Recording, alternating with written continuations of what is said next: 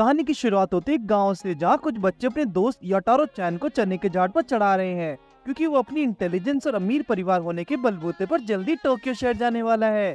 यटारो ने कहा कि मैं तुम चमचो को भी साथ ले जाऊंगा, पर उसके लिए तुम मेरे नए मेहमान सुगा से दूर रहना होगा। टारो के भाई डोराटाबो को बच्चे काफी चिढ़ाते हैं। टोक्यो से आने वाला इन्वेस्टिगेटर इनुगामी रास्ते में फंस जाता है, पर उसे लेने के लिए यटारो की मदर खुद गाड़ी लेकर आती है और उसे कसुमा बुलाने का कारण बताती है। उन्होंने इनुगामी को कुछ लाशों के बारे में बताया, जिस बात को उसने बच्चों से अभी तक छुपा कर रखा हुआ है। जब वो घर पहुंचकर उसे चाय देती है तो यटारो और उसके दोस्त छुपके उससे शहर से आए मेहमान को देखते हैं।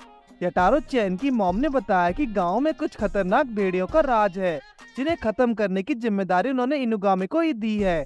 दरअसल डोराटाबो एक अनाथ है जो उनके यहाँ रहकर सारे काम किया करता है, पर इनुगामी को मेहनती लोग काफी पसंद है। जब उन्होंने डोराटाबो के स्कूल के बारे में पूछा तो उसकी मॉम ने जवाब नहीं दिया। शाम के वक्त जब इनुगामी गर्मा गर्म बात का मजा ले रहा होता है, तभी यटारो आकर उसकी चापलूसी करने लगता है, क्योंकि इनुगामी के साथ टोक्यो जाना उसका सपना है। जब इनुगामी ने उससे डोराटाबो के बारे में पूछा तो यटारो उसके बारे में भला बुरा कहने लगा।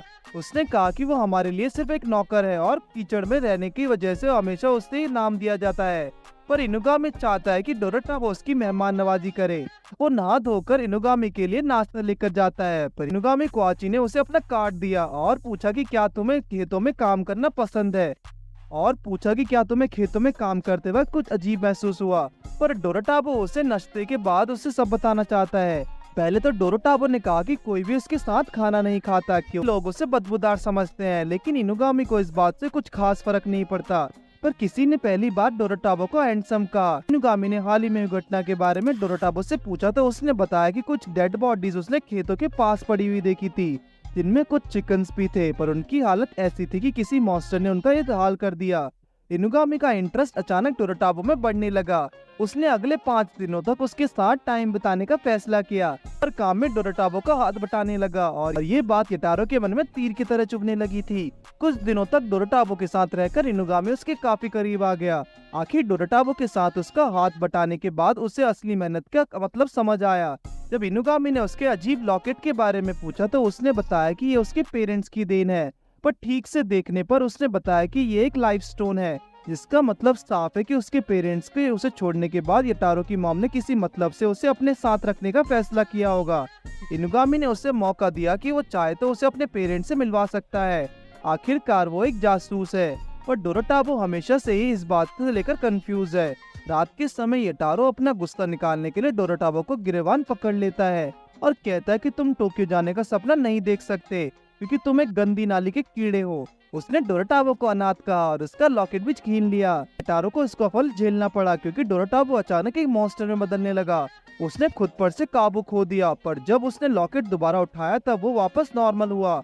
डोराटाबो इनुगामी के सामने काफी शर्मिंदा महसूस करता है, लेकिन इनुगामी ने उसे अपनी पंच दिखाई और कहा कि वो भी उसी की जैसे किनोमो है। किनोमोज इंसानों के साथ नहीं रहा करते थे, पर हाल ही में उसके बीच का रास्ता अलग रूप में लेने लगा है, और डोराटाबो एक हेनियो है जिनके अंदर खून नहीं होता। पर इनुगामी ने अपने हाथों से उसे बंदूक बनाकर दिखाई और कहा कि हम दोनों एक ही डीमन है, और तुम्हारा ये लॉकेट तुम्हें अपने असली रूप में आने से रोकता है। तभी जब एक बार यटारो ने डोराटाबो के मारने की कोशिश की थी तो उसके सर से सफेद खून निकला और कुछ ही देर में वो वापस पहले जैसा हो गया। पर इस वक्त यटारो खतरे में है और उससे कई सारे भेड़ियों ने अपना डिनर बनाने का फैसला किया है। तभी उसे बचाने के लिए इनुगामी और डोराटाबो पहुंच जाते हैं। डोराटाबो एक भेड़िए का सर काट डालता है, जो कि उसे मारने का सही तरीका है, पर एक और खूंखार भेड़िया अभी जिंदा है। इनुगामी ने उस पर गोलियां बरसाई, पर अभी भी कुछ असर नहीं हुआ। इसके बाद डोराटाबो बहादुरी दिखाते हुए उसके मुंह में हाथ डालकर उसकी गर्दन अलग कर देता है। जब वो रास्ते में लौटकर घर जा रहे होते तो इनुगामी डोराटाबो के सर पर बंदूक तान देता है। दरअसल उसे यटारो की मॉम ने डोराटाबो को खत्म करने के लिए बुलाया है, क्योंकि वो उसकी सच्चाई काफी पहले से जानती थी और उसने ये सब अपने असली बेटे के भविष्य को सुरक्षित करने के लिए किया। इनुगामी के पूछने पर डोराटाबो ने अपना असली नाम कबाने बताया। वो कबाने को जीने का एक मौका देने के लिए तैयार है, पर अब इतना सुनने के बाद आखिर उसकी जीने की क्या फायदा। वो खुशी खुशी अपना जीवन त्याग देना चाहता है। उसके इतना कहते ही इनुगामी ने उसके सर को शूट कर दिया और उसे अपने साथ घर ले आया। उसने कहा कि वो कबाने के शरीर को जंगल में दफना देगा, पर वो उसे अपने साथ टोक्यो लेकर आ गया। उसने कबाने को खाने के लिए स्नैक्स भी दिए और कहा कि डोराटाबो की मौत हो चुकी है और ये तुम्हारा नया जन्म है। इतने में वो दोनों घर पहुंच जाते हैं। इनुगामी उसे कुछ बढ़िया कपड़े देता है और आराम करने को कहता है। तभी उसकी मुलाकात शिकी और अकीरा से होती है। इनुगामी ने कहा कि कबाने अब उनके साथ ही काम करेगा। अब वो भी केमोनिस्ट ग्रुप का हिस्सा है जो खतरों का सामना करके कई लोगों की जिंदगी बचाने का काम किया करते हैं। कबाने एक हानियो है। अकीरा ने कहा कि उसमें से बिल्कुल शिकी जैसी स्मेल आती है, पर शिकी को कतई पसंद नहीं है कि कोई बिना पूछे उसके कपड़े मटका ले। जब बेचारा कबाने कपड़े वापस देने के लिए उतरता है तो शिकी चिल्लाकर कहता है कि वो पहने हुए कपड़े नहीं पहनता। उसने कहा कि वो कबाने से 1 साल बड़ा है, इसलिए वो सीनियर है और ना ही वो अपना रूम कबाने के साथ शेयर करने वाला है। जब अकीरा ने उससे अपने बारे में पूछा तो कबाने ने उसे क्यूट लड़की कह दिया, जिसे सुनकर कोई भी लड़की खुश होती है। पर असल में अकीरा तो एक लड़का है जो उसे देखकर कोई नहीं बता सकता। डिनर के वक्त शिकी उसे कहता है कि पता नहीं क्यों उसे चाहकर भी नहीं अपना पा रहा है। हालांकि वो दोनों हानियों है, पर शिकी इतना भी बुरा नहीं। उसे अपना पिज्जा कबाने के साथ शेयर किया, पर कबाने ने तो ये नाम ही पहली बार सुना है। शिकी समझ नहीं पाता कि आखिर वो कौन सी दुनिया का प्राणी है जिसने कभी पिज्जा नहीं खाया। शिकी उसे हैप्पी बर्थडे कहता है क्योंकि ये कबाने का नया जन्म जो है। कबाने को पिज्जा काफी पसंद आया। अकीरा ने शिकी को समझाने की कोशिश करी कि कबाने बेचारा एक भोला बच्चा है और वो भी उन्हीं की तरह है, इसलिए उन्हें उसे एक्सेप्ट कर लेना चाहिए। रात को चुपके से शिकी कबाने को गिरा देता है और पूछता है कि तुम यहाँ कैसे आए हो। तो कबाने ने कहा कि कार से, और दूसरी बार पूछने पर वो कहता है कि इनुगामी ने अपनी मर्जी से उसे यहाँ लाया है। पर जब शिकी ने उसे अनाथ कहा तो वो वहाँ से उठकर जाने लगा, लेकिन अचानक कबाने का घाव भी भर गया। अगले दिन इनुगामी सभी बच्चों को एक मिशन पर ले जाता है। जब उसने उन्हें अपने साथ बच्चों को ले जाने की बात कही तो गार्ड्स उसे रोकने लगे। अंदर जाकर उन्हें पता लगा कि एक बच्चा और उसकी मॉम अंदर के रूम में फंसे हुए हैं, जहाँ कुछ कीड़ों ने अचानक हमला करके उनकी हालत चूसे हुए आम जैसी कर रखी है। जब उन तीनों बच्चों ने अंदर की हालत देखी तो अकीरा तो डर के मारे हालत पतली हो गई। इनुगामी बताता है कि उन बग्स को 3 कॉर्प्स बग्स कहा जाता है, जो जीते जागते इंसान को लाश में बदल सकते हैं, और उनका सबसे पसंदीदा खाना इस वक्त रूम में मौजूद भी है, और श्योर है कि वो उन कीड़ों को कमरे से बाहर कर अंदर फंसे लोगों को बचा सकता है अगर वो अपनी स्किन को स्टील का बना ले। लेकिन तैयारी के लिए उसे ये जगह खाली करनी चाहिए ताकि कोई काम के वक्त तंग ना करे। पुलिस वालों को याद है कि कैसे उन्होंने लापरवाही के चलते अपना एक साथी खो दिया। एक पुलिस वाले ने तो अंदर लोगों को मरा हुआ घोषित कर दिया, पर वो बेचारा बच्चा जिसकी माँ अंदर मौत के मुंह में है उस पर जोर से चिल्लाया। इनुगामी के कई अनुसार सभी ऑफिसर्स को बाहर जाना पड़ता है। शिकी को लगता है कि वो अपने स्टील से उन कीड़ों को उस पर चिपकाकर कैद कर सकता है। उसने अपनी एक उंगली से ठीक वैसा ही किया और अंदर जाल बिछा दिया। जब सभी बग्स उस पर चिपकते हैं तो वो जले को भी खाने लगते हैं। आखिर नन्हा स्पाइडरमैन कुछ खास काम नहीं आया।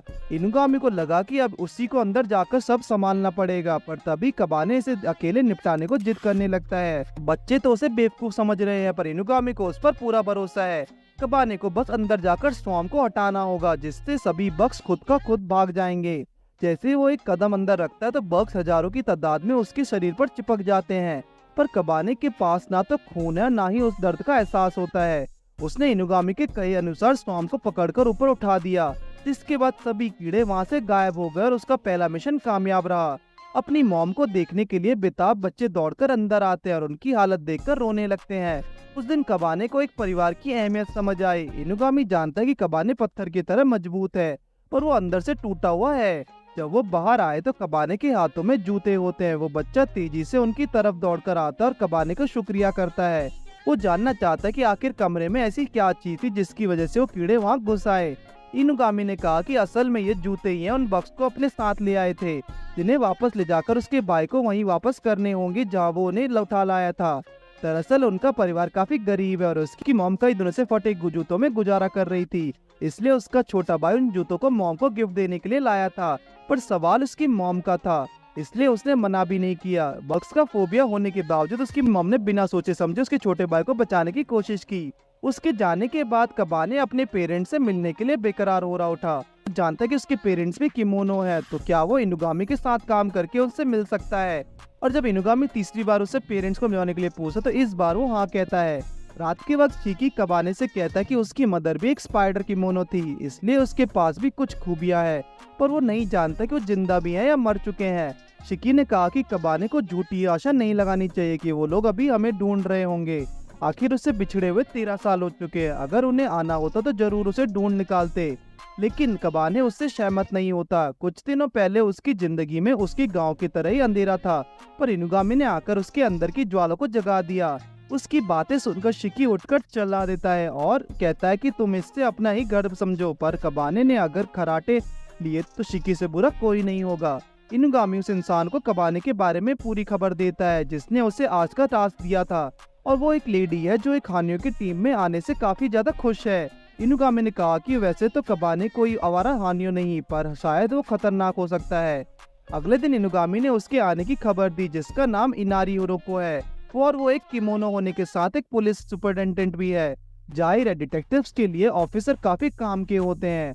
अकीरा जब कबाने को एक क्यूट कैफे के बारे में बताने लगा तो इनुगामी ने उसे साइड में बुलाकर एक गुड लक चार्म दिया। इसके बाद हम सीधे शिंकुजू पुलिस स्टेशन की ओर चल देते हैं। लगता है इनारी की काफी इज्जत है, आखिर वो बला की खूबसूरत जो है, उसकी परफ्यूम से ही उसके आसपास के लोगों पर नशा सा छा जाता है। शिंकुजू स्टेशन के रास्ते में कबाने पहली बार शानदार मार्केट देखता है और कीरा उसे हर दुकान के बारे में बताने में कुछ ज्यादा ही इंटरेस्टेड दिख रहा है, पर शिकी को काफी जल्दी है। और जब वो अंदर जाकर ऑफिस में इनारी के बारे में पूछते हैं तो एक हवलदार उन्हें वहाँ से रफा दफा होने के लिए कहता है। शिकी के बार बार कहने पर उसने उन्हें परमिशन नहीं दी, पर तभी इनारी की सेक्रेटरी कित्सुने उन्हें लेने आती है। पर इनारी ने सिर्फ कबाने को बुलाया। शिकी को ये इंसल्ट कतई पसंद नहीं आई। कुछ ही देर में वो कबाने को मीटिंग रूम में लाती है जहाँ उसने बड़ी बदतमीजी से लात मारकर उसे अंदर फेंक दिया, जहाँ इनारी उसका वेट कर रही थी। उसने इनुगामी को मुंह से कबाने के बारे में कोई काफी तारीफ सुनी है, बल्कि वो सारे हर छोटी से छोटी बात जानती है। इनारी कबाने को वो लाइफस्टोन देखने में इंटरेस्टेड है, और जब कबाने ने वो लॉकेट उसके हाथ में थमाया तो इनारी पूछने लगी कि क्या तुम जानते भी हो कि ये क्या चीज है। इनारी बताती किमोनोस के पास कई तरह की एनर्जीज होती हैं, पर उन्हें इंसानों पर अभी तक हद तक जीने के लिए निर्भर रहना पड़ता है। असल में इनुगामी और इनारी एक ही सिक्के के दो पहलू हैं, जिनमें कोई सही काफी ज्यादा अलग है, पर अब वो एक्टिंग करके थक चुकी है। उसने कहा कि अगर ये लाइफस्टोन उसे मिल जाए तो उसे इंसानों की कोई जरूरत नहीं, और इतना कहते ही कोचैन कबाने का सर काट डालती है। इनारी जानती है अगर उसके सर को अलग नहीं रखा गया तो कबाने फिर से उठ खड़ा होगा। इनारी का प्लान ऐसे कई लाइफस्टोन प्रोड्यूस करना है ताकि वो इंसानों के अस्तित्व को खत्म कर सके, पर वो भूल रही है कि कबाने के दोस्त भी उसका इंतजार कर रहे होंगे जिसकी जिम्मेदारी उसने कित्सुने को दी थी। कुछ देर बाद शिकी और अकीरा के सामने कबाने खुद खड़ा होता है। शिकी नाराज है क्योंकि वो आधे घंटे से अंदर था। कबाने कहता है कि वो इनारी जी के कमरे में था। पता नहीं अकीरा को उसका व्यवहार कुछ बदला सा लग रहा है। जब शिकी ने कित्सुने को गाली देनी शुरू की तो उसने कबाने के रूप में छोड़कर अपना असली चेहरा दिखा दिया। उसने कहा कि वो यही उन दोनों का मार डालेगी। फिर उसने पूरी जगह को बट्टी की तरह सुलगा दिया, पर उन पुलिस वालों का क्या जो उसी के साथी हैं। कित्सुने ने कहा कि ये सब इनारी के पुतले हैं जो उसके इशारों पर नाचते हैं और उन्हें कोई दर्द तकलीफ का एहसास भी नहीं होता। शिकी और अकीरा जैसे ही जान बचाकर भागने लगे, कित्सुने तो जैसे ही उनके पीछे ही पड़ गई। उनके बचने का कोई रास्ता नहीं, पर तभी शिकी ने उसे वो केस छीन लिया जिसे वो इनारी को देने वाली है, और जब इन्होंने उसे खोला तो अंदर कबाने का सर देखकर उन दोनों की हालत खराब हो गई। लेकिन इतने में वो कुछ करते शिकी अकीरा उस सर को लेकर सेफ जगह पे छुप गए। कबाने को याद है कि उसका शरीर लॉकर रूम में है। कबाने के सिर्फ सर पर भरोसा करना शिकी के लिए काफी मुश्किल है, पर अब कोई रास्ता भी नहीं है। कबाने चाहता है कि वो उसकी खोपड़ी को कित्सुने के पास फेंक दे, वो उसे तबाह कर देगा। शिकी ने दिल पर पत्थर रखकर ठीक वैसा ही किया, पर कबाने ने अपने मुंह से उसका कंधा चीर डाला। शायद उसका निशान कहीं और था। शिकी ने देखा कि वहाँ का माहौल फिर से एकदम शांत हो गया, पर देखते ही देखते कबाने अपने शरीर को रीजनरेट कर लेता है और वार्म अप करने लगता है। शिकी अब उससे परेशान हो चुका है क्योंकि कबाने के साथ रहकर उसे बार बार खुद को कमजोर होने का एहसास होता है, पर जो भी हो वो है एक टीम में ही। जब वो तीनों वहाँ से निकलते हैं तो इनुगामी बाहर खड़ा होकर उनका इंतजार कर रहा होता है, जैसे वो सब कुछ पहले से जानता हो। उसने कहा कि अगर सच में कुछ बुरा होता तो वो अंदर जरूर आ जाता। आखिर इससे बुरा क्या हो सकता था। जब इनारी काफी खुशी से उस लाइफस्टोन को निहार रही होती है तो वो एक जादुई गुड़िया में बदल जाता है, जिसके बाद उसे इनुगामी का कॉल आया। वो इनारी की फितरत को पहले से जानता था, इसलिए उसने अपनी असली लाइफस्टोन को कबाने से अपनी मॉम से छुपाने के लिए कहा था। इतना सब करने के बाद आखिर इनारी खुद को एक दोस्त कैसे बता सकती है। बस इसके बाद इनारी गुस्से में कार समेत ड्राइवर को जला देती है। तो जो भी इनुगामी के बच्चों को डिनर के लिए ले जाने की बात करता है कबाने के वेलकम की खुशी में, पर इसी बीच शिक्की और अकीरा पैनकेक और नूडल्स को झगड़ने लगते हैं। कबाने को ये भी नहीं पता, इसलिए वो कहता है कि वो दोनों खाएगा। वही कित्सुने अपने किए पर इस कदर शर्मिंदा है कि वो अपनी शक्ल तक नई इनारी को नहीं दिखाना चाहती। लगता है आज सबने कुछ ज्यादा ही खा लिया। इनुगामी कबाने को समझाता है कि वो किमोनोस इनुगामी कबाने को समझाता है कि किमोनोस लाइट की और काफी आकर्षित होते हैं और वो इंसान भी जिन्हें किमोनोस से शक्ति मिली हुई है। और अचानक उनकी नजर कित्सुने पर पड़ती है जो कबाने का सर चाहती है, पर उसे देखकर लगता है कि वो चलने की हालत में नहीं है।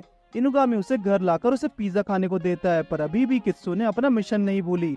आखिर वो अपनी मालकिन की अच्छी बच्ची जो है। इनुगामी ने कहा कि खाने की टेबल पर चढ़ना कोई अच्छी बात तो नहीं, जिसके बाद वो कित्सुने को फ्रेश होने के लिए कहता है। तभी कोई उनके दरवाजे पर दस्तक देता है। लगता है कोई काम उनके दरवाजे पर खुद चलकर आया है, पर असल में तो उनके बार का कस्टमर है जो अपने दिल के दर्द को कम करने के लिए यहाँ आया है। कबाने ये देखकर हैरान है कि उनका लगभग आधा घर एक बार है। शिकी बताता है कि इनुगामी का पिछला पार्टनर काफी शौकीन था, पर उसके जाने के बाद हमने इस बिजनेस बना डाला। फिर वो आदमी अपने गमों को झोली में भर के रेस्टरूम की ओर चला जाता है। कबाने ने कोई शब्द किसी के मुंह से पहली बार सुने, जिसका मतलब होता है प्यार। अकीरा ने कहा कि शिकी एक इंसान और किमोनो को प्यार की वजह से ही दुनिया में आया, और यही बात सुनकर बेचारे कबाने को लगा कि अगर वो प्यार के बारे में वो गहराई से समझे तो जरूर वो अपने पेरेंट्स को ढूंढ सकता है। आखिर इसका जवाब इनुगामी क्या ही देता। उसने कहा कि इसके बारे में कित्सुने तुम्हें बेहतर समझ सकती है, और अगर उसने ऐसा कर दिया तो इनुगामी कित्सुने को उसके सर भी ले जाने देगा। इनुगामी ने सोचा कि क्यों ना बच्चे उस दिल टूटे आशिक का मन बहला दे। जब योरोनो को चूहा दिखता है जिसे देखकर उसके शरीर में फुर्ती आ जाती है और वो उसे मुंह से पकड़कर मार डालता है। वो कुछ दिनों से चूहों को अपने ठेले में इकट्ठा कर रहा है। इनुगामी समझ गया कि वो फेलाइन पोजीशन का शिकार है जो नेकोमातास का काम है। वो खुद को सुंदर रूप में लाकर लोगों को अपने वश में कर लेते हैं, क्योंकि अकीरा हर अजीब चीज को देखकर घबरा जाता है। इसलिए इनुगामी चाहता है कि कल से वो ऑफिस के काम संभाले, जिसे सुनकर वो काफी खुश हो जाता है। इनुगामी ने बाकी सबको यूरोनो के साथ से इस नोकोमेटो को पकड़ने के लिए भेजा है, पर जहाँ वो जाते हैं वो एक अडल्ट जगह है। जाहिर है वहाँ बच्चे नहीं जा सकते। काफी देर तक इंतजार करने के बाद वहाँ लड़की की जगह एक बिल्ली आती है जो दिखने में काफी सुंदर है। शिकी को उस पर शक हुआ, इसलिए उन्होंने उस बिल्ली का पीछा किया। कबाने उससे पूछा कि क्या तुम्हारा नाम ही माओ चैन है। जब उसने इनुगामी का जिक्र किया तो बिल्ली बोल पड़ी कि हाँ वो उसकी संकी किमोनिस्ट को जानती है, पर तुम्हें मुझसे क्या चाहिए। कबाने कहता है कि हमारा क्लाइंट यूनोरो तुम्हारे प्यार में पागल है और तुमसे कुछ और सवाल करना चाहता है। और देखते ही देखते वो बिल्ली एक सुंदर लड़की माओचैन में बदल जाती है। यूरोनो की आंखें से देखकर फटी रह गई। माओचैन ने कहा कि तुम्हें मेरे लिए इन चमचों को बुलाने की क्या जरूरत थी, क्योंकि वो एक इंसान के साथ इतना बुरा नहीं करती जितने बिल्लों के साथ करती है। पर जब वो डींगे हाँक रही होती है तो कित्सुने पीछे से आकर उसकी गर्दन पकड़ लेती है और उसे यूनोरो के हवाले कर देती है। पर यूनोरो तो उसे देखकर भावुक हो उठा। उसने अपना चूहों से भरा बस्ता उसके सामने रखते हुए कहा कि तुम मेरी जिंदगी में आशा की नई किरण बनकर आई हो।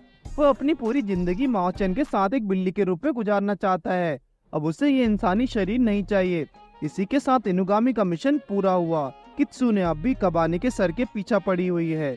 इनुगामी ने कित्सुने से कुछ देर आंखें बंद करने को कहा और वादे के अनुसार उसके हाथों में कबाने का सर थमा दिया। पर शायद इनुगामी ने उसके साथ छोटा सा धोखा किया है, जिसका पता जल्दी कित्सुने को लग जाएगा। फिर कबाने प्यार की निशानी के तौर पर इनुगामी को कुछ टिश्यूज देता है। पहले कबाने को लगा था कि लाइट ही प्यार को बयां करती है, पर अगर किसी को जरूरत की चीज देकर भी हम अपने प्यार को दिखा सकते हैं, इसलिए उसने इनुगामी को कुछ टिश्यूज पेपर दिए। जल्दी वो शिकी और अकीरा को भी कुछ गिफ्ट देने वाला है। अगले दिन उन्हें पता लगा कि यूनोरो और माओ चैन अब भी एक साथ रहने का फैसला करते हैं, और जल्दी माओ चैन उन बेचारी बिल्लियों को भी वापस इंसान में बदल देगी। कबाने ने आते ही कई सारे मिशन अपने दम पर सॉल्व कर डाले, पर अकीरा तो बेचारा इतने दिनों में ही सेल्फीज के अलावा कुछ खास नहीं कर पाया। वो चाहता है कि कबाने उसका मास्टर बनकर रहे। असल में कल नहाते वक्त कबाने ने अकीरा को एक कॉकरोच से बचाया था। जहाँ इनुगामी कबाने के साथ जाने वाला था वहाँ उसने अकीरा को जाने की इजाजत दे दी। अगले केस के लिए उन्हें शिबुया नदी पर जाने होगा, जहाँ लगातार मजदूरों की मौत हो रही है। शिबुया नदी किसी काले नाले की तरह बदबूदार है। अकीरा जाने से पहले एक बार और नहाना चाहता है। इनुगामी को लगता है कि जिन जानवरों के घरों को बिल्डिंग्स ने घेरा है, अब वो बदला लेने के लिए वर्कर्स को कंकालों में बदल रहे हैं। तभी कबाने का साथ देने अकीरा पूरी तरह से तैयार आ पहुँचता है, पर वो भूल रहा है कि फर्श कई वजह से काफी फिसलदार हो चुका है। अंदर की ओर बढ़ते वक्त कबाने कहता है कि पहले वो प्यार से बात करने की कोशिश करेगा, पर उन्हें सावधान रहना होगा। पता नहीं वो कब हमला बोल दें। वो कुछ जोक्स को भी मारने के बजाय अपनी पानी में फेंक देता है, और क्योंकि किसी को भी बिना वजह मारना उसकी फिसरत नहीं, उस चलते हुए अकीरा बताता है कि वो अपने पिछड़े भाई को ढूंढने इनुगामी के पास आया था। पहले उनका क्लैन पहाड़ों में रहा करता था, जहाँ से फीमेल से जन्म लेती थी और साल में 2 बार मेल्स पैदा होते थे। शायद इसीलिए उसका हुलिया भी ऐसा ही है। पर अकीरा के भाई ने हमेशा उसका साथ दिया और कुछ ही दिनों बाद वो बिछड़ गए। कबाने पूछता कि अगर तुम एक स्नो किमोनो हो तो जरूर तुम आइस और स्नो को कंट्रोल कर सकते होगे, लेकिन अकीरा तो खुद पर इतना कॉन्फिडेंस नहीं, पर वो पानी को जमा सकता है। कबाने ने उसे एक नमूना दिखाने के लिए कहा, पर अगर नदी के पानी जम गया तो सारे जीव मर जाएंगे। पर तभी एक बड़ा सा मेंढक अकीरा को अपने साथ ले जाने लगा, लेकिन कबाने उसे एक ही बार में बचा लेकर उस मेंढक को पानी में गिरा देती है, जिसका नाम अनूकी है। दरअसल उसे इनुगामी ने मदद के लिए भेजा है। साथ ही में इनुगामी ने लेटर भी भेजा जिसमें उसने किमोनो मेंढक का जिक्र किया है, जो अगर बाहर आ गए तो लोगों की मुसीबतें बढ़ जाएंगी।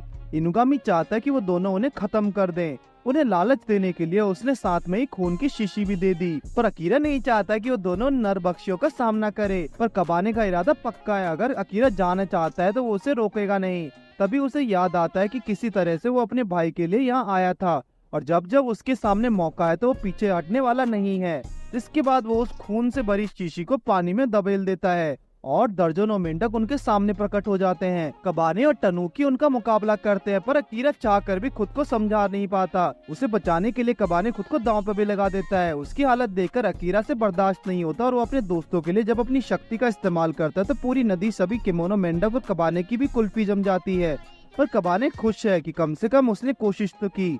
शिकी को तो इस बात पर यकीन ही नहीं होगा। जब अगली सुबह कबाने सफाई कर रहा होता है तो वो गलती से उसी दरवाजे के सामने आ खड़ा होता है, जिसके पास भटकने से भी इनुगामी ने उसे साफ मना किया था। पर इससे पहले वो कुछ कर पाता उसे एक हाथ अंदर तेजी से खींचने लेता है। जब शिकी ने इनुगामी को बताया कि कबाने सुबह की हॉल की सफाई के बाद दिख नहीं रहा है तो इनुगामी जोरों से उस गेट की ओर भागता है और खोलते ही कबाने को एक लड़की के साथ बैठा दिखता है जिसका नाम मिहाई है। दरअसल मिहाई के बारे में तो अकीरा और शिकी भी कुछ नहीं जानते। मिहाई एक वैम्पायर है और इनुगामी के बच्चे एंड का काम संभालता है। मिहाई को कबाने काफी मेहनती और नेक लड़का लगा, इसलिए वो उसे अपना वेट पर्सन बनाकर रखना चाहता है जो उसके हर छोटे काम करेगा। रूम के बाहर आने के बाद इनुगामी कहता है कि मिहाई वो वैम्पायर है जिसके पास सुपर ह्यूमन एबिलिटीज और इंटेलिजेंस है। उसने लगभग हर फील्ड में नॉलेज और स्किल्स हासिल कर ली थी, पर अचानक वो जापानीज गेम्स के जाल में ऐसा फंसा कि तब तक उनसे बाहर नहीं आ पाया। उसने मिहाई को छुपा के इसलिए रखा क्योंकि वो एक टेक एक्सपर्ट है जिसने इनारी के लिए फेक वेबसाइट बनाई थी जिससे वो उसके सारे कॉल रिकॉर्ड्स को हैक कर लेता था। शिकी को बिल्कुल पसंद नहीं कि वो कबाने को एक गुलाम बनाकर रखे। मिहाई ने उससे कहा कि अगर तुम्हें कबाने की इतनी चिंता है तो क्यों ना एक पंजा लड़ाने का मैच हो जाए, जीतो और अपने दोस्त को आजाद करवा लो, जिसमें उसने शिकी को कई बार लगातार हराया। पर जब बारी कबाने की आई तो मिहाई ने उसे भी पलक झपकते ही चित कर दिया। आखिर एक वेम्पायर की स्ट्रेंथ का मुकाबला करना कुछ छोटी बात तो नहीं। रास्ते में कबाने सोच रहा होता है कि क्या अडल्ट किमोनो सचमुच इतने ताकतवर होते हैं। उसने फैसला किया कि वो स्ट्रॉन्ग बनने के लिए अपनी पूरी ताकत लगा देगा, पर मुहाई सान इतना बुरा इंसान भी नहीं। तभी कित्सुने आम की तरह पेड़ से टपकती है और कबाने उसे देखकर अपनी शक्ल झांक लेता है, पर अब कुछ फायदा नहीं क्योंकि इनारी ने बेइज्जती करके उसे अपनी नजरों से दूर कर दिया है। उसने बताया कि अब उसके पास एक नई सेक्रेटरी है। इनारी ने एक नजर भी कित्सुने पर नहीं डाली और अब वो बेघर है, पता नहीं क्यों। पर कबाने उसे उसी वक्त फाइट का चैलेंज देता है जिसमें वो कित्सुने का नाक तोड़ देता है। इसके बाद वो खुद को और कमजोर समझकर रोने लगती है। पर उसी दिन मिहाई पहली बार अपने रूम से बाहर आता है क्योंकि पंजा लड़ाने के दौरान कबाने ने उसकी कलाई तोड़ डाली, जिसे ठीक होने में कम से कम एक हफ्ता तो लगेगा ही। तब तक मिहाई इनुगामी की मदद करेगा। मिहाई ने एक खतरनाक जॉब का ऑफर एक्सेप्ट कर लिया। वो देखना चाहता है कि इनुगामी के बच्चे सच में कितने स्ट्रॉन्ग हैं। वहीं पर शाम होते होते कित्सुने कबाने के कंधे पर सो जाती है। उसने कहा कि तुम्हें भी इनुगामी की शरण में छुआना चाहिए, वो जरूर उसे कुछ न कुछ काम दे देगा, लेकिन पहले उसे परमिशन लेनी होगी। इतना कहकर कबाने वहाँ से चला जाता है और घर आकर वो देखता है कि मिहाई ने उसके लिए एक नया मिशन सिलेक्ट किया है, जिसकी प्रैक्टिस के लिए वो तीनों हीटर्स के सामने बैठ जाते हैं और शिकी एक्सट्रीम कंडीशंस के लिए खुद को तैयार करता है। अगले मिशन के लिए मिहाई ने उन्हें बग बाइट इलेक्ट्रॉनिक भेजा है, जहाँ 3 साल पहले तक 16 लोगों ने सुसाइड की थी, लेकिन जब से वो बैंकरप्ट हुए हैं वहाँ एक भी सुसाइड नहीं हुई है और इसी की तहकीकात करने के लिए तीनों नन्हे डिटेक्टिव तैयार है। असल में मिहाई ने इनुगामी को अपने रूम में बंद करके रखा है। मिशन की पूरी जिम्मेदारी किमोनो शाइकी पर है और जो एकदम छुपके से अंदर की ओर आता है। साथ ही मिहाई ने उसके लिए एक रेडियो कंट्रोल कार भी भेजी है जो ऑप्टिकल इल्यूजन क्रिएट करने के साथ कैमरों से भी लैस है। ये कार शिकी की पार्टनर होगी। आगे बढ़ने के बाद शिकी एक लैब पहुंचता है जहां अंदर झांकने पर कुछ कर्मचारी दिखे जो जबरदस्ती इस तरह काम कर रहे थे कि बस अभी से ही मरने वाले हैं। तभी अचानक एक कारीगर हांफता हुआ बाहर आता है, जिसे अटेंड करने मैनेजर कागा आती है जो उसे अपनी चिकनी चुपड़ी बातों में फंसाकर एक खुफिया जगह ले जाती है।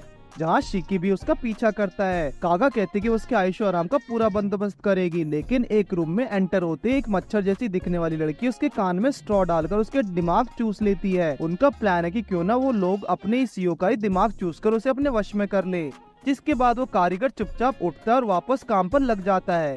मिहाई इनुगामी से उन मच्छर किमोनोस के बारे में पूछने गया। उसने कहा कि वो सिर्फ खून के नहीं बल्कि इंसानी ऑर्गन्स जैसे दिमाग के भी भूखे होते हैं। वो इंसानों को बेजों को चूस कर उनकी सोचने की क्षमता खत्म कर देते हैं और यही कारण है कि कुछ महीने से सुसाइड रेट कम हुआ है। कबाने तो उन्हें वहीं धर पकड़ना चाहता है, पर बिना अकीरा के ये काम कर पाना मुश्किल है। अब तो बस शिकी जितनी जल्दी हो सके वहाँ से निकलने की सोच में है, पर मिहाई उसे ऐसा कैसे करने दे सकता है। उसने रेडियो कंट्रोल कार को दीवार से टकराना शुरू कर दिया, जिसकी आवाज सुनकर उनमें से एक किमोनो बाहर आती है और उस कार को अपने पास रख लेती है। शुक्र है कि शिकी टाइम पर खुद को छुपाने में कामयाब रहा। इस वक्त उसकी धड़कन दुगनी तेजी से चल रही है, जिसे और बढ़ाने के लिए वो मिस मच्छर उसके सामने आ खड़ी होती है और जैसे ही उसने शिकी को चुनने की कोशिश की तो मिहाई की कार ने उसे शॉक देकर हिला डाला। शिकी सेफ तो है, पर वो काफी तेज हाँफ रहा है, जैसे उसे कोई गहरा सदमा पहुंचा हो। दरअसल शिकी की मॉम भी एक खतरनाक हादसे का शिकार हुई थी, जिसके बाद उसका दिल काफी कमजोर पड़ गया। मिहाई कबाने को जल्द से जल्द उसकी मदद के लिए बेचता है, पर उन्हें भी एक मच्छर किमोनो ने रोक लिया। मिहाई कहता है कि ये लोग अपने शिकार को सुन कर देते हैं, इससे दर्द तो नहीं होता, पर तुम अपने ऑर्गन्स को बाहर आता हुआ महसूस कर सकते हो। अब ये सुनकर शिकी बिना डंक के ही सुन्न हो जाता है। तभी कबाने और अकीरा भी उसकी मदद के लिए आ पहुँचे। मिहाई जब शिकी का मजाक उड़ाता है तो वो उसकी कार को तोड़ डालता है, पर उसे उस मॉस्किटो से भी बचना है क्योंकि इस वक्त वो काफी भूखी लग रही है। जैसे वो आगे बढ़ी शिकी उसके नजरों के सामने से गायब हो गया। इसके बाद उसने स्पेशल विजन ऑन करके शिकी को बेसब्री से ढूंढना शुरू कर दिया। मिहाई जानता है कि एक मच्छर टेम्परेचर, हवा और यहाँ तक कि इंसानी पसीने को भी डिटेक्ट कर लेता है, पर इस बार एक मच्छर की लड़ाई एक मकड़ी से है। शिकी ने उसे अपने जाल में बुरी तरह लपेट लिया। उसे याद है कि एक दिन इनुगामी ने उसे अपने पेरेंट्स से मिलने का मौका दिया था, तो उसने साफ इनकार कर दिया, पर आज उसे इस बात का अफसोस है। तभी कबाने और अकीरा भी वहाँ आते हैं और वो दूसरी लड़की को भी जल परी बना देते हैं। अब सवाल ये है कि क्या उन्हें इन दोनों को जान से मार देना चाहिए या फिर उस सारे राज उगलवाने चाहिए, पर वो भूल रहे हैं कि उनकी बड़ी बहन भी है। सागा आकर अपनी बहनों को छोटे बच्चों से हारने के लिए कोसती है और उनसे माफी मांगने को कहती है। उसने बच्चों से कहा कि अगर तुम चाहते कि मैं तुम्हें जिंदा जाने दूं तो तुम्हें इस बात को सीक्रेट ही रखना होगा, नहीं तो वो उनकी मेमोरी चूस लेगी। पर कबाने तो पीछे हटने के लिए तैयार ही नहीं है। वो कहता है कि इंसानों और किमोनो में कोई खास फर्क नहीं, तो उनके साथ ये कैसी नाइंसाफी है। चाहे जो भी हो, कागा सिस्टर्स को जरूर रोकेगा। जब उसकी बहन ने कहा कि वो ही अपने फैलाए रायते को संभालेगी तो कागा ने उन दोनों को दिमाग को चूसकर उन्हें मौत के घाट उतार दिया और अपने भयंकर रूप में आ गई। वो कहती कि उसे बच्चे खाना काफी पसंद है, इसलिए आज तो उसकी दावत समझो। पर इनुगामी गैंग पीछे हटने वाली नहीं थी। कबाने जल्दबाजी के चक्कर में खुद को घायल करवा बैठा और कागा ने शिकू को भी एक फटका देकर साइड में गिरा दिया। और काकीरा बिना पानी के आइस कैसे बना सकता है, पर कबाने जानता है कि उसे हराना बिल्कुल नहीं है, क्योंकि जिस किमोनो ने अपनी बहनों को नहीं छोड़ा वो उसके साथियों को क्या छोड़ेगी।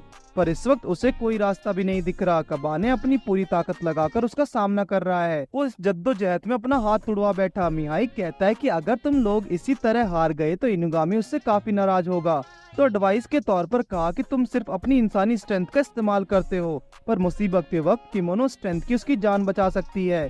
उसने कहा कि उस चीज के बारे में सोचो जो तुमसे इस वक्त चाहिए। और जैसे ही कबाने का आत्मविश्वास जागा वो और भी ज्यादा स्ट्रॉन्ग और खतरनाक होने लगा। कबाने ने कागा को एक ही बार में चीर डाला। उसे याद आया कि उसका असली हथियार उसका हार्ट है। एक किमोनो की ताकत ही उसकी असली पहचान होती है। जब खतरा टला तो कबाने वापस पहला जैसा हो गया, पर जब वो कागा के धागे को खोलने वाला था तो इनुगामी ने उसे रोका और जल्द से जल्द वापस आने को कहा। आखिर उनका काम सबूत ढूंढना है, किसी की जान लेना नहीं। आगे की जिम्मेदारी इनारी की होगी। और तभी वहाँ निबुरु आ जाता है, जो इनारी का नया चमचा है। उसने अपनी एक उंगली से उसे जलाकर राख कर दिया ताकि कोई सबूत भी ना बचे। अगर उसने ऐसा नहीं किया होता तो कंपनी का सीईओ उनके खिलाफ केस कर देता। नोबीमारू ने कहा कि कभी भी दुश्मन पर दया मत करो। जब कबाने ने फैक्ट्री के कारीगरों के बारे में पूछा तो नोबीमारू ने बाकी की जिम्मेदारी अपने ऊपर ले ली। वो कभी नहीं चाहेगा कि इंसानों की संख्या कम हो। शिकी की हालत देखकर लगता है कि उसे हाइड्रेशन की सख्त जरूरत है, क्योंकि उसने कुछ ज्यादा ही अपनी पावर्स का इस्तेमाल कर लिया। जब कबाने अकीरा को उठा रहा होता तो नोबीमारू आकर उसके कान में एक सीक्रेट बताता है कि इनारी सामा की नजर अभी भी उसका लॉकेट पर है। नोबीमारू इतनी जल्दी इसलिए प्रकट हुआ क्योंकि वो कबाने पर नजर रखे हुए था। कबाने की मुसीबतें तो अभी और बढ़ने वाली हैं। नोबिमारू ने उसे चौकन्ना रहने को कहा। उसने ये सब इसलिए बताया क्योंकि उसे कबाने की चिंता है, और उसने चुपचाप ये कहा कि उसे भी इनारी सामा पसंद नहीं, तो अच्छा होगा कि ये बात सीक्रेट ही रहे। और इतने कहकर वो अपने रास्ते चल दिया। अकीरा मिहाई से कहते कि आखिर उसने इस मिशन को आसान कैसे कहा। उसका मानना है कि अगर वो आसान मिशन देता तो वो लोग अपनी ताकत को कैसे पहचान पाते। इनुगामी कबाने को नया रूप देखकर काफी हैरान है और खुश भी है, पर अगर अगली बार मिहाई ने कुछ ऐसा किया तो वो उसे सीधा पैक करके रोमानिया डिलीवर करना देगा। फिर अकीरा और कबाने सोने के लिए चल देते हैं। लगता है कि अब मिहाई का इंटरेस्ट कबाने में और भी ज्यादा बढ़ चुका है। वो जानता है कि एक वैम्पायर से पंगा इनुगामी को भारी पड़ सकता है। उस रात कबाने को नींद नहीं आती और वो उठकर अकीरा और शिकी की धड़कन सुनने लगता है। अगले दिन बग बाइट इलेक्ट्रॉनिक्स के कारीगरों की आजादी की खबर न्यूज पर दिखाई जाती है। शिकी कबाने से परेशान हो चुका है क्योंकि जब से वो जागा है कबाने बार बार उसका हालचाल पूछ रहा है। कबाने का चेहरा देखकर लग रहा है कि वो कुछ भूल रहा है। फिर वो कित्सुने के पास वापस दौड़ कर आता है जो बेसब्री से पूरे एक एपिसोड से उसका इंतजार कर रहा है। वो जानती थी कि कबाने जरूर लौटेगा। उसने कित्सुने को समझाया कि कल मिशन की वजह से वो उसके बारे में भूल गया था। तभी पेड़ से कुछ फिशेस गिरती हैं जो उसने अपने और कबाने के लिए बचाई थी, पर अब ये भी सड़ने लगी हैं। और पर उनकी बातों को नाबिमारू काफी देर से सुन रहा है। कुछ देर बाद शिकी इनुगामी से अपने पेरेंट्स के बारे में पूछने लगा, जिसके बाद सीधा उन्हें गाड़ी में बैठाकर चल दिया। शिकी जानता है कि वो पूरी कोशिश करने वाला है क्योंकि इनुगामी ने जब उसे ताना मारा था तो शिकी ने कहा कि इस बार उसका इरादा पक्का है। पर फिलहाल उनकी मंजिल शिकी के अंकल का घर है। गांव पहुंचकर इनुगामी ने उन्हें खुला छोड़ दिया ताकि वो थोड़ा एंजॉय कर सकें। कबाने ने एक पुरानी कहानी की किताब उठा ली जिसमें एक शाइग नाम का गरीब आदमी होता था। जब वो एक दिन घर आया तो उसने अपने खाने के पास एक मकड़ी को देखा और उसे भी कुछ खाना दे दिया। और जब वो अगले दिन उठा तो उसके घर में सब जगह सोने का जाल था जिसे बेचकर वो काफी पैसे वाला हो गया। शिकी की नजर एक छोटी लड़की पर पड़ी जो उसे देखकर भाग जाती है। इनुगामी शिकी के अंकल तेडुमारी के पास आता है। फिर वो सब पहाड़ की ओर चल देते हैं। टेडेमारी आकियो शिकी का फादर का छोटा भाई है जो एक स्कॉलर भी है। एक इंसान होने के बाद भी टेडेमारू किमोनोस के बारे में अच्छे से जानता है। जब उसने बच्चों से पूछा कि क्या तुम शिकी के दोस्त हो तो शाइकी कहता है कि ये सिर्फ मेरे साथ काम करते हैं। टेडेमारू शिकी को इतना शांत पहली बार देख रहा है क्योंकि वो बचपन से एक अकड़ू और लड़ाकू बच्चा रहा है जो बेमतलब किसी से भी लड़ पड़ता है। टेडेमारू कहता है कि जब वो छोटा था तो उसका भाई किगिशो ने फोकलेयर पर रिसर्च कर रहा था। फोकलेयर वही पुरानी कहानी है जो अभी अभी कबाने ने पढ़ी थी, जिसकी खोज में वो दोनों जब जंगल की ओर गए तो वहाँ उन्होंने शिकी की मॉम को देखा और इसके आगे की कहानी उसने आज तक शिकी से छुपाई। इनुगामी ने कहा कि अब उन्हें चलना चाहिए। कबाने और अकीरा को आइसक्रीम खाते देख शिकी कहता है कि अकेले अकेले आइसक्रीम खाने से पेट दर्द करता है। तभी अकीरा कहता है कि उसके पेरेंट्स के बारे में बात कर रहा था तो वो कहता है कि वो दोनों तो मर चुके हैं, पर इस बात की चिंता उन्हें करने की कोई जरूरत नहीं है। उसके अंकल उन्हें बता चुके हैं कि उसके पिता तो अब चल ही बसे थे जब वो अपनी मॉम के पेट में था, और जब वो 5 साल का हुआ तो उसकी मॉम भी बीमार होकर चल बसी थी। ये सुनकर तो जैसे शिकी पहले से हल्का महसूस कर रहा है। वो खुश है कि इनुगामी उसे यहाँ लेकर आया, पर वो श्योर है कि कबाने के पेरेंट्स उसे जल्दी मिल जाएंगे। कबाने ने शिकी से कहा कि तुम्हें अपने आंसू छुपाने की कोई जरूरत नहीं है। इनुगामी के पूछने पर शिकी ने बताया कि वो अपने अंकल को नदी किनारे छोड़ आया।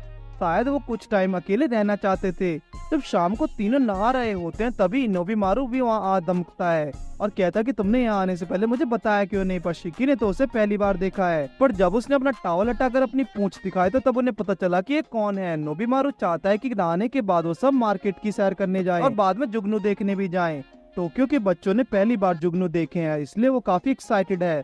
नोबिमारू ने कबाने से कहा कि मैं सुबह से तुम्हारी जासूसी कर रहा हूँ और मैंने शिकी के पेरेंट्स के बारे में भी सब सुना। उसे लगता है कि शिकी के पेरेंट्स की खबर को लेकर कबाने उदास है, पर कबाने तो उसकी बात समझ ही नहीं पाया। तो ये उसे उदास होने की क्या जरूरत है। वहाँ शिकी को पेड़ दिखता है जो उसके लिए जाना पहचाना है। जब वो छोटा हुआ करता था वो यहाँ आया करता था और खेलता था। उसे वो सभी चीजें याद आती जिस वजह से वो दौड़ा करता था। शिकी की मॉम ने उसे एक बार कहा था कि उन्हें उसके अंकल के पास जाना चाहिए और शिकी को एक अच्छे बच्चे की तरह यहीं रहना होगा। पर एक दिन जब वो भागते भागते छोटे झोपड़े की ओर बढ़ा तो उसने अपनी जिंदगी का सबसे खतरनाक मंजर देखा जिसे वो कभी भुला नहीं सकता। और इस वक्त वही छोटा सा कैबिन उसके सामने है जिसे खोलने से पहले शिकी की सांस चढ़ी हुई है और गेट खोलते ही वो बेहोश हो जाता है। लेकिन अब वहाँ कोई नहीं रहता। उस जगह को देखकर ऐसा लगता है जैसे वहाँ किमोनोस इंसिडेंट हुए हों। नोबिमारू को याद है कि इनारी ने उसे एक हीलिंग सिंह के बारे में बताया था जिसकी मदद से इनारी शक्ति का इस्तेमाल उससे कई ज्यादा मात्रा में किया जा सकता है। लेकिन इसे यूज करने के लिए सिर्फ किमोनोस को नहीं बल्कि इंसानों का भी हाथ था। लेकिन इस बात के फैलने से पहले इनारी सामा ने इसे दबाने के लिए कुछ लोगों से अपने कॉन्टैक्ट्स तोड़ दिए। जिनमें से एक नाम टेडेमारू अकियो का भी था। टेडेमारू ने कुछ पैसों और फेम के लिए किमोनोस को आर्टिफिशियली बदलकर उनकी शक्ति और सोखने की कोशिश की और शायद गोल्डन वेब भी इसी लैब में बनाया गया है। और इन सब बातों को शिकी ने सुन लिया। जब उसने अपनी मॉम को उस किमोनोस के साथ देखा तो वो किसी ने उसे बेहोश कर दिया, जिसके बाद उसके सामने उसके अंकल थे जिन्होंने शिकी को धोखे में रखा कि उसकी मॉम का इलाज चल रहा है। जब भी वो अपनी मॉम के बारे में पूछता तो टेडेमारू उसे बहका देता कि वो अब भी बीमार है। शिकी नोबिमारू से और डिटेल जानना चाहता है। असल में इनारी सामा लगभग 1 साल पहले टेडेमारू को ठिकाने लगाने वाली थी, पर इनुगामी ने उसे रोक लिया। इतने सालों तक अंकल के साथ रहने की वजह से शिकी को अभी भी यकीन नहीं हो रहा, पर अगर ये सच है तो इसका बदला वो खुद लेगा, वो उसे जान से मार डालेगा। कबाने ने कहा कि वो उसे रोकेगा नहीं, लेकिन उसे नहीं पता कि उसे क्या करना चाहिए। उसने कहा कि वो पहले भी कई खून कर चुका है, पर शिकी को लगा कि उसने सिर्फ कॉकरोच ही मारे होंगे। वही इनुगामी टेडेमारू को लेकर किनगिशो की ओर बढ़ रहा है। वो यहाँ कभी कभी आया करता है। टेडेमारू को यहाँ से कोई सारी यादें जुड़ी हैं शिकी और उसके पेरेंट्स को लेकर, पर शायद इनुगामी उसका सच जान चुका है, पर उसके मुंह से इन सारी बातों को रिकॉर्ड करने वाला है। उसने टेडेमारू से कहा कि तुम पैसों के लिए कुछ भी बेच सकते हो, क्या ये सही है? ये सुनकर वो समझ गया कि इनुगामी उस पर नजर रखे हुए था। इनुगामी ने कहा कि अगर तुमने गलत किया तो उसे एक्सेप्ट करो। इसके बाद टेडेमारू ने उसे गोल्डन वेब के सारे राज बता दिए। असल में वो और उसका भाई पहले से ही कुमी पर नजर रखे हुए थे, लेकिन उससे शादी करने के बाद शिकी के फादर खाई में गिरकर मर गए और उनका सपना अधूरा रह गया। लेकिन एक दिन शिकी को इन्फ्लुएंजा की बीमारी हो गई, जिसके लिए इंसानों का इलाज तो था पर किमोनो का नहीं। हॉस्पिटल जाने के बाद कुमी ने फैसला किया कि वो शिकी को इंसानों की तरह पालेगी, जिसके बाद टेडेमारू ने उसे अपनी पावर्स का इस्तेमाल करके पैसे कमाने का ऑफर दिया और कुमी अपने बेटे के लिए उसे वह कुछ भी करने को तैयार थी। जिसके बाद टेडेमारू ने गोल्डन वेब मिशन फिर से शुरू किया, जिसके लिए वो एक नई स्पीशीज को जन्म देने में लग गए। टेडेमारू ने कुमी पर ढेरों केमोनोस के साथ एक्सपेरिमेंट्स किए, पर एक दिन शिकी ने उन्हें पकड़ लिया और उसे गहरा सदमा पहुंचा। दूसरी ओर कुमी का शरीर भी उसका साथ छोड़ने लगा था, लेकिन टेडेमारू ने बड़ी निर्दयता से दिखते हुए एक्सपेरिमेंट्स को जारी रखा था और आखिरकार गोल्डन वेब हासिल कर ही लिया, जिसकी मदद से इंसान अमर हो पाएंगे। ये एक बड़ी खोज थी और इन सभी बातों को शिकी फोन पर सुन रहा था। उसने कहा कि तुमने मुझे पाला है तो मैं तुम्हें मारने से पहले तड़पाऊंगा नहीं। खुद को फंसा देखकर टेडेमारू अपनी बातों पर पर्दा डालने लगा, लेकिन शाइकी को उसके मुंह से अपनी मॉम का नाम लेना तब बर्दाश्त नहीं। जब तक वो सोचते कि टेडेमारू का कीमा बना जाए, तब इतने में ही अकीरा वहाँ आ पहुँचता है, जिस बेचारे को वो अकेला छोड़ आए थे। पर अचानक एक अजीब सा मॉन्स्टर अकीरा के पीछे से हमला करने वाला होता है, तो उसे बचाने के चक्कर में इनुगामी का उसको डंक लग जाता है और देखते ही देखते वो अजीब किमोनोस की बारात वहाँ से पहुँचती है। दरअसल ये वही किमोनोस है जो कुमी के एक्सपेरिमेंट से पैदा हुए थे। टेडेमारू ने इन सबको कंट्रोल करता है, फिर वो सभी साइकी को बिल्कुल वैसे ही पुकारते हैं जैसे उसकी मॉम पुकारा करती थी। और इन सब में शिकी खुद को संभाल नहीं पाया, क्योंकि उसकी मॉम की आवाज ने उसे भीतर से झकझोर कर रख दिया। वहाँ मौजूद एक से एक बढ़कर एक किमोनो शिकी को उसकी मॉम को याद करने पर मजबूर कर देते हैं, जिसकी वजह से वो खुद को संभाल नहीं पाता। नोबिमारू ने कहा कि इस हालत में कबाने और उसे ही मामले को संभालना होगा, पर कबाने को देखकर लगता है कि वो खुद भी अपने इमोशंस को कंट्रोल नहीं कर पा रहा है। वहीं अकीरा और इनुगामी को कुछ किमोनोस घेरे हुए हैं और उसकी हालत खराब होने के कारण इनुगामी अकीरा को एक हाथ जमा देने को कहता है ताकि उसे दर्द का एहसास ना हो, पर अकीरा इस वक्त घबराहट में उसका आधा शरीर जमा देता है और तभी उनकी मदद के लिए वहीं छोटी बच्ची फिर से दिखाई पड़ती, जिसका नाम आया है। कबाने को देखकर लग रहा है कि अब उसे रोकना मुश्किल ही नहीं नामुमकिन है, क्योंकि परिवार को लेकर वो कुछ ज्यादा ही सेंसिटिव है। डर के मारे टेडेमारू ने अपना सबसे खतरनाक किमोनो वहाँ बुलाया, पर कबाने के सामने इस वक्त किसी का भी तर्क पाना मुश्किल है और शिकी भी जानता है कि कबाने मुश्किल वक्त में उसकी हमेशा काम आया है। वो चाहता है कि कबाने उन सभी को मिट्टी में मिला दे। दूसरी ओर आया इनुगामी को एक नदी के किनारे लेकर आती है, जिस पानी से उसका घाव पलक झपकते ही ठीक हो जाता है। उसने बताया कि इस पानी से किमोनोज अपना कई सालों से अपना इलाज करते आ रहे हैं, पर जब इनुगामी ने उसका नाम पूछा तो आया ने उससे मदद के बदले में एक फेवर मांगा। वो चाहती कि टेडेमारू अकियो को जान से न मारे, क्योंकि वो उससे कुछ सवाल करना चाहती है। कबाने ने टेडेमारू के सभी चेलों की मौत को घाट उतार डाला और अब उसका रूप और गुस्सा देखकर टेडेमारू की भी हालत खराब है। पर कबाने चाहता कि शिकी इस अपने हाथों से खुद अपने अंकल को अलविदा कहे। शिकी कहता है कि वो उसे इसकी जिम्मेदारी भी कबाने को सौंपता है, पर उससे समझ नहीं आ रहा है कि एहसान का बदला वो कैसे चुकाएगा। शिकी अगर टेडेमारू को मार भी डाले तो भी वो अपने परिवार को वापस तो नहीं ला सकता और उस जैसे परिंदे को मारकर वो अपने हाथों को गंदा नहीं करना चाहता। और तभी आया टेडेमारू के पास आ पहुंचती है, जिसे देखकर टेडेमारू घबरा जाता है और उसे वहां से भाग जाने को कहता है, पर वो आया उसकी मौत से पहले जानना चाहती है कि उसका ककून कहाँ है और टेढ़े मारू जैसे दरिंदे ने उस बच्ची के आंसू का फायदा उठाकर अपनी जान बचाने की कोशिश की। उसने कहा कि अगर तुम्हें अपना कोकून चाहिए तो इन लोगों से मुझे बचा लो और उनसे रिक्वेस्ट करो। शिकी को याद आता है कि एक दिन नशे में टेढ़े मारू ने उससे कहा था कि वो इस दुनिया से चले तो जाना चाहता है, पर उसकी जीने की वजह से उसे ऐसा करने नहीं देती। शिकी को लगा कि वो अपनी रिसर्च की बात कर रहा है, लेकिन असल में वो आया का जिक्र कर रहा था। आया टेढ़े मारू के लिए उसकी जान से भी ज्यादा प्यारी है। प्रियांशी आया को क्यों लगता है कि असलियत बताने के बाद वो लोग उसके साथ भी टेढ़े मारू जैसा व्यवहार करेंगे। आया को रोते देख इनुगामी कहता है कि उसे चिंता करने की कोई जरूरत नहीं, क्योंकि एक डिटेक्टिव के साथ होते हुए उसे किसी चीज की चिंता करने की कोई जरूरत नहीं। तभी वो मिहाई के पास कॉल लगाता है और टेढ़े मारू का डाटाबेस चेक करने को कहता है, पर मिहाई को तो उसकी हर एक इन्फॉर्मेशन मुंह जबानी रटी हुई है। उसने बताया कि टेढ़े मारू किंगशो माउंटेन्स में अपने भाई और भाभी के घर में रहता है और उसने वहीं आसपास एक नदी में किसी खास चीज का छुपाया हुआ है। ये सुनते ही आया जोर से नदी को और बढ़ने लगती है। अब उसे समझ आ रहा है कि पानी में कोकून की मौजूदगी से वो इतना पवित्र और पोषक तत्वों से भरा हुआ है। तभी शिकी उसे रोककर खुद आगे बढ़ता है और अंदर जाते हुए उसने जो देखा उसने उसे रोंगटे खड़े कर दिए, क्योंकि पानी में टेढ़े मारू ने उसकी मॉम को रखा हुआ था जो अभी भी जिंदा हालत में है। पानी में खून देखकर आया डर जाती है, लेकिन शिकी बाहर आकर उससे पूछता कि उसने इस बारे में पहले क्यों नहीं बताया कि उसकी मॉम पर आया जिंदा है और बताते कि वही टेढ़े मारू की खुद गोल्डन वेब है। आखिर सोने के अंडे देने वाली मुर्गे को टेढ़े मारू आखिर कैसे मार सकता था। टेढ़े मारू का शातिर दिमाग इस वक्त भी बिजनेस के बारे में सोच रहा है। इनुगामी ने कहा कि अपनी मॉम को गाड़ी में ले चलो, हम जल्दी टोक्यो की ओर निकलने वाले हैं। शिकी चाहता है कि टेढ़े मारू फिलहाल जिंदा ही रहे, उसके बुरे कर्मों का फल उसे जरूर मिलेगा। और इतना कहकर वो आया के हाथ पकड़कर उसे भी अपने साथ ले चलता है। जब कबाने नोबिमारू को ढूंढ रहा होता तो वो जंगल में इस वक्त टेढ़े मारू के साथ होता है, क्योंकि टेढ़े मारू ने किमोनोस की जान का इस्तेमाल किसी खिलौने की तरह किया, इसलिए उसे सजा वो खुद एक किमोनो होने के नाते देना चाहता है। टोक्यो पहुंचने के बाद जब इनुगामी किमोनो डॉक्टर को दरवाजा खटखटाता है तो अंदर से कोई रिस्पांस नहीं मिलता और फिर एक ग्रैनी आकर इनुगामी को पहचान लेती है और इलाज के लिए तैयार हो जाती है। उसने कहा कि कुमी की दिमागी हालत टॉर्चर करने की वजह से स्टेबल नहीं है, पर उसके इलाज के लिए उसने कोशिश शुरू कर दी है। ग्रैनी के बारे में इनुगामी ने बताया कि पहले वो कुत्ते बिल्लियों का इलाज करती थी, फिर बाद में उसने किमोनोज का इलाज करना शुरू कर दिया। उस रात सभी ने ग्रैनी के हॉस्पिटल में रुकने का फैसला किया। अपनी ही मॉम से मिलने के लिए आया को 10 बार सोचना पड़ रहा है, क्योंकि वो खुद को उनकी इस हालत का दोषी मानती है। आया टेढ़े मारू की सबसे कीमती खोज है। जब वो पैदा हुए थे तो 3 सालों तक टेढ़े मारू ने उसकी सिल्क के पैसे कमाए थे, पर फिर काम न आने पर उसने आया के साथ किसी कबाड़ जैसा व्यवहार करना शुरू कर दिया और उसे एक बेसमेंट में ही कैद कर दिया, जहाँ उसकी जरूरत का हर सामान मौजूद था। वो हमेशा अपनी मॉम के उठने का इंतजार करती थी। जब भी उसने सुसाइड करने का चाहा, उसकी मॉम के प्यार ने उसे रोक लिया।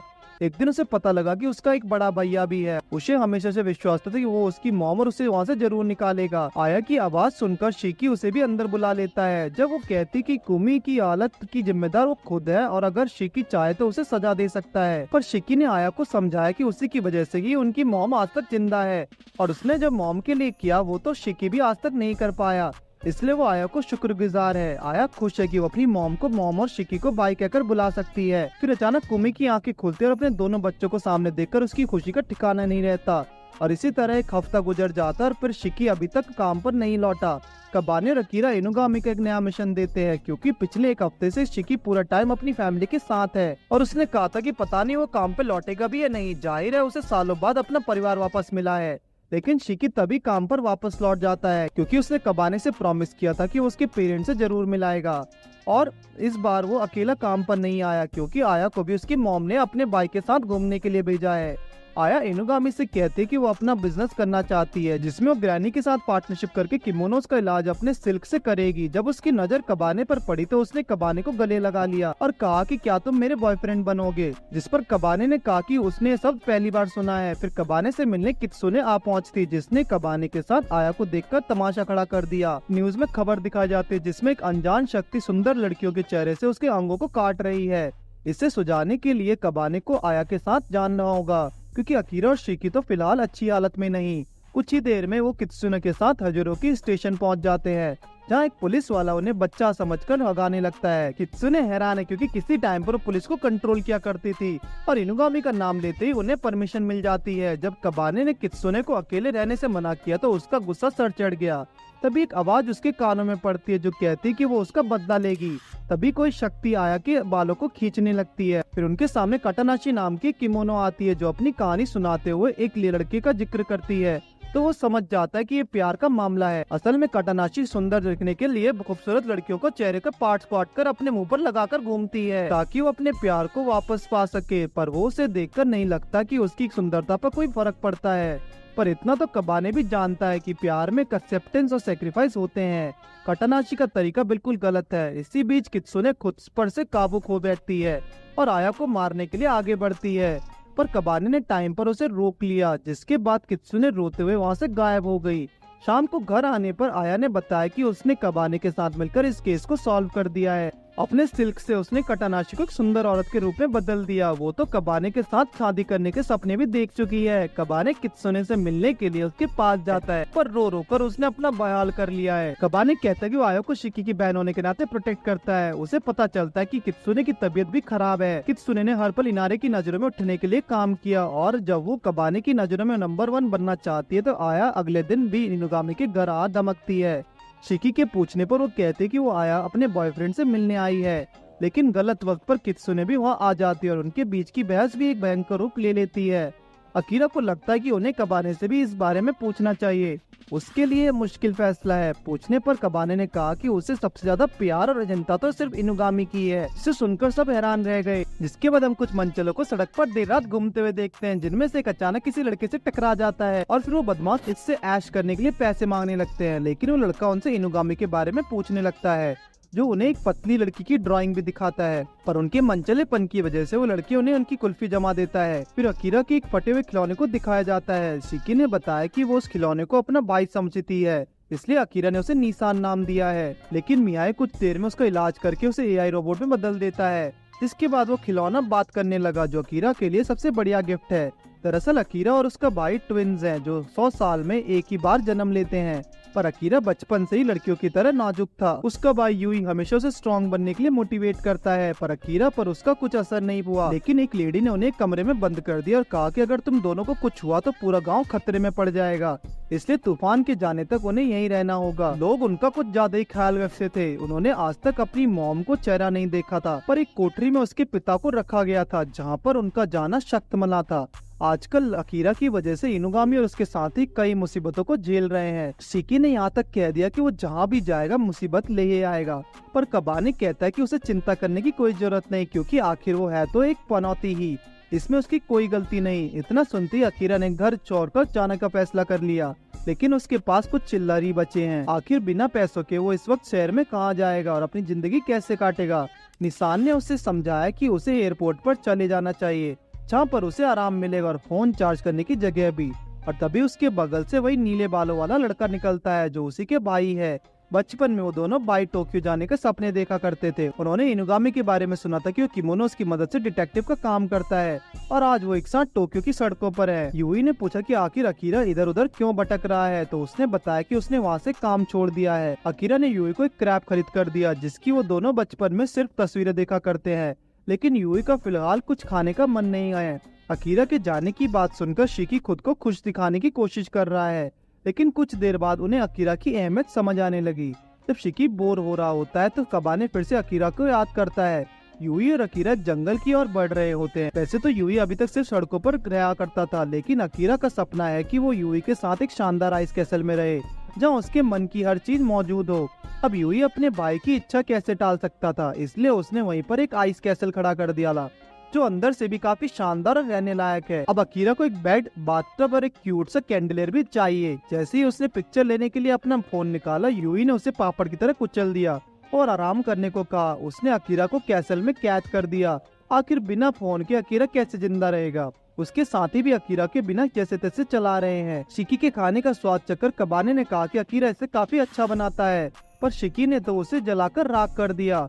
शिकी जैसे तैसे उसे जले हुए खाने को निगल लेता है, पर अकीरा को वापस लाने नहीं जाएगा। उसने इनुगामी की एक प्लेट भी तोड़ डाली। तभी कबाने वापस आता और कहता है कि उन्हें अब अकीरा को वापस लाना ही होगा।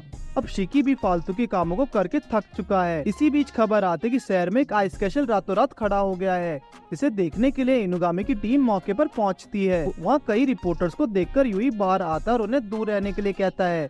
इनुगामी ने तो यूई को शूट करने की कोशिश की और उसकी आइस एबिलिटी देखकर इनुगामी को वो जाना पहचाना लगने लगा। यूई के पास भी कबाने जैसे एक स्टोन है। इनुगामी बताते कि एक अनल स्टोन है जो आइस की एबिलिटी को 10 गुना बढ़ा सकता है अगर किसी ने उस पर काबू पा लिया। इनुगामी ने उसे पहचान लिया, उसके गाँव और उसके अकीरा के बारे में पूछने लगा। वैसे तो यूई उसकी किसी सवाल का जवाब देने के मूड में नहीं है, पर अकीरा की देखभाल करने के लिए वो इनुगामी का शुक्रगुजार है। उसके बेकाबू होने पर कबाने से समझाता है कि वो अकीरा के दोस्त है और उसे वापस लेने आए हैं। पर अकीरा तो निशान के साथ ही खुश है। वो उसकी मदद से अपना सोशल मीडिया कंट्रोल कर रहा है।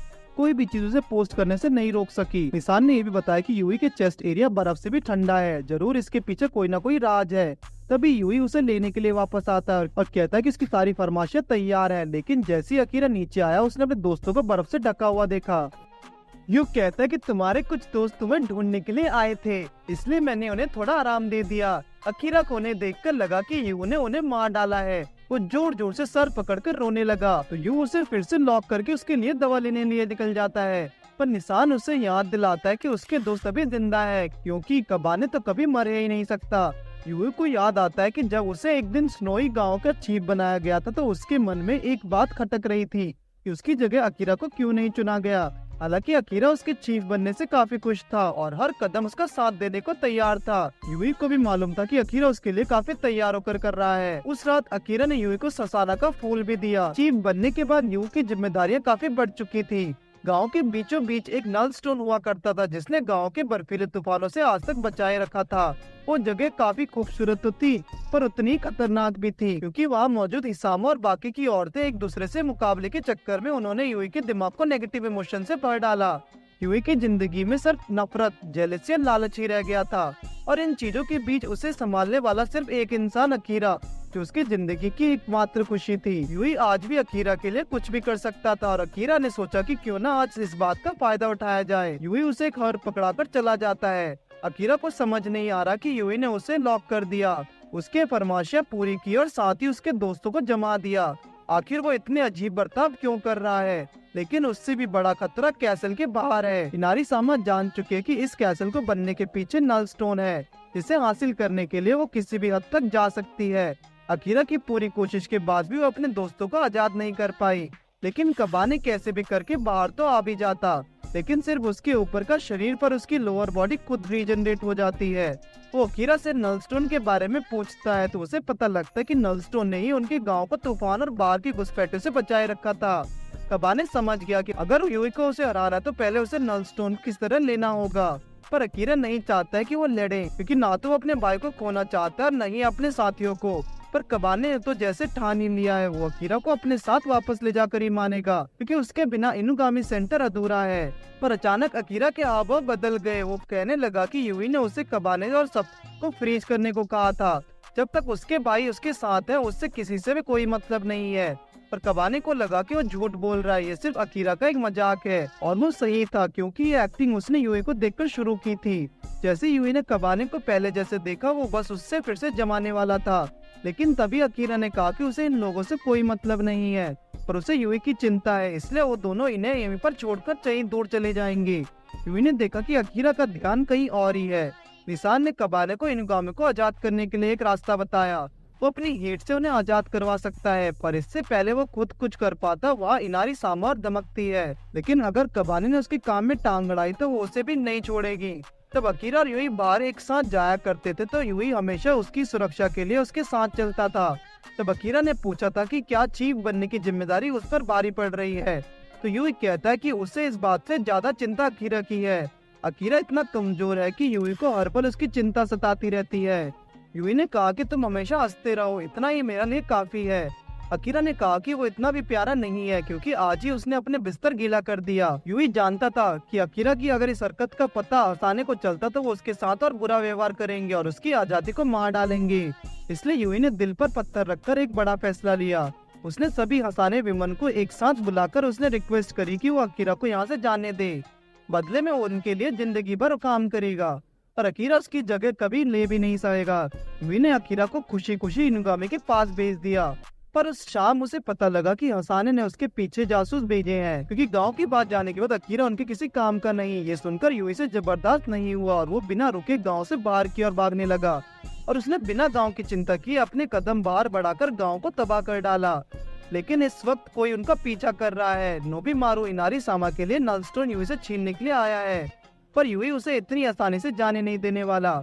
उसने अकीरा को केज में बंद करके नोबीमारू पर जानलेवा हमला करने शुरू कर दिए, लेकिन इनारी को तो सिर्फ नलस्टोन की पड़ी है। उसने कबाने से कहा कि अगर उसने अपना लाइफ स्टोन उसके हवाले कर दिया तो वो अपने पेरेंट्स से मिल पाएगा। तभी इनुगामी की आवाज आती है जो कबाने से अकीरा को बचाने को कहती है। ये आवाज निशान उसकी हार्ट वाइब्रेशन पकड़कर निकाल रहा है। उसने कहा कि उसे विश्वास है कि इनारी उसे कुछ खास नुकसान नहीं पहुंचाएगी, और इतना सुनते ही कबाने वहाँ से तेजी से निकल जाता है। इनारी को लगता है कि इनुगामी बच्चों का इस्तेमाल ठीक से नहीं कर सकता। वो उसे दिखाएगी कि एक बच्चे को अगर ट्रेन किया जाए तो वो क्या क्या कर सकता है। नोबीमारू यूई के हमलों को झेलने के लिए अपनी कई कॉपीज बना लेता है, लेकिन यूई के हमलों के आगे टिकना बच्चों का खेल नहीं है। अकीरा को डर है अगर वो इसी तरह एक दूसरे की खून की प्यासे बने रहे तो जल्दी वो उनमें से एक को खो देगा। जब अकीरा की आवाज से यूई का ध्यान भटकता है तो नोबीमारू चालाकी से नलसुंद्रो को उसके गले से खींच लेता है, लेकिन नल स्टोन की ठंड से उसके हाथ जमा देते हैं। अब नोबीमारू को समझ आया कि इनारी ने ये काम खुद क्यों नहीं किया। वो अपने मतलब के लिए किसी भी हद तक गिर सकती है, लेकिन ये वक्त उसे कोसने का नहीं है। वैसे तो यूई को मारने के कई तरीके हैं, पर एक हाथ से वो उसका कुछ नहीं बिगाड़ सकता। लेकिन अगले हमले से कबाने आकर नोबीमारू को बचा लेता है। इस वक्त नोबीमारू को यूई को हराने के लिए कुछ प्लान कबाने को बताना होगा, क्योंकि उसके पास जाते वो कबाने की भी कुल्फी बना देगा। इसलिए एक हाथ से उसे ब्लॉक करके दूसरे हाथ से उस पर हमला करना होगा।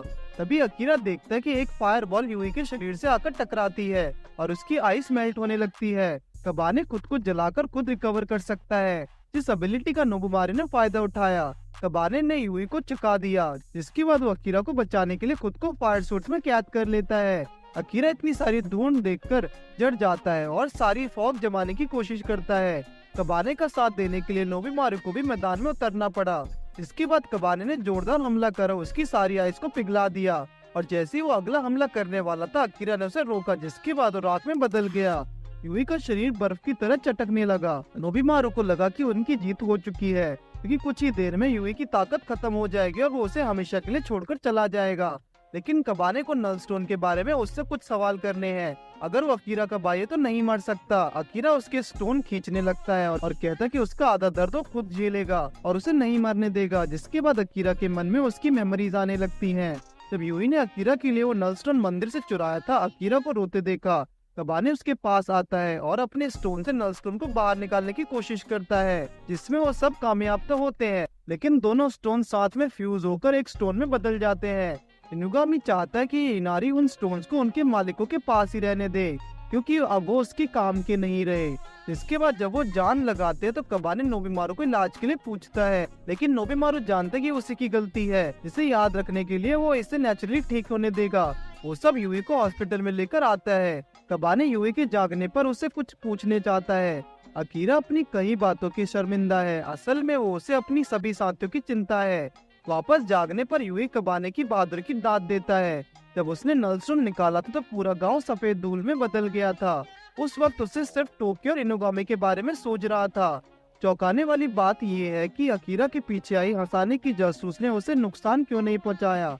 फिर कबाने ने उसे नलस्टोन के बारे में पूछा, क्योंकि इससे उसे अपने पेरेंट्स को ढूंढने में मदद मिलेगी। दरअसल स्नोई गांव का इतिहास हजारों साल पुराना है। फिर उसने किमोनो इंसिडेंट्स का जिक्र किया, जो किमोनो और इंसानों के बीच एक युद्ध था। किमोनोस काफी साल पहले से ही धरती पर रहते आ रहे थे, लेकिन इंसानों को किसी और जनजाति का रहना पसंद नहीं था। इसलिए इसी बहस के चलते एक लंबी लड़ाई छिड़ गई, जिसमें कई सारे लोग मारे गए और एनवायरमेंट को भी भारी मात्रा में नुकसान पहुंचा।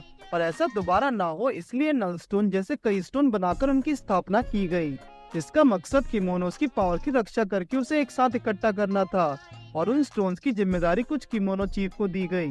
हो सकता है कि कबाने के पेरेंट्स को भी किमोनो चीफ का काम सौंपा गया हो, किमोनो स्टोन पूरे जापान में पाए जाते हैं, जिनमें से वो जगह जगह जाकर चीफ से उसके पेरेंट्स के बारे में जान सकते हैं, जिससे वो जल्दी उन्हें ढूंढ निकालेंगे। ये सुनकर सभी काफी एक्साइटेड हो जाते हैं।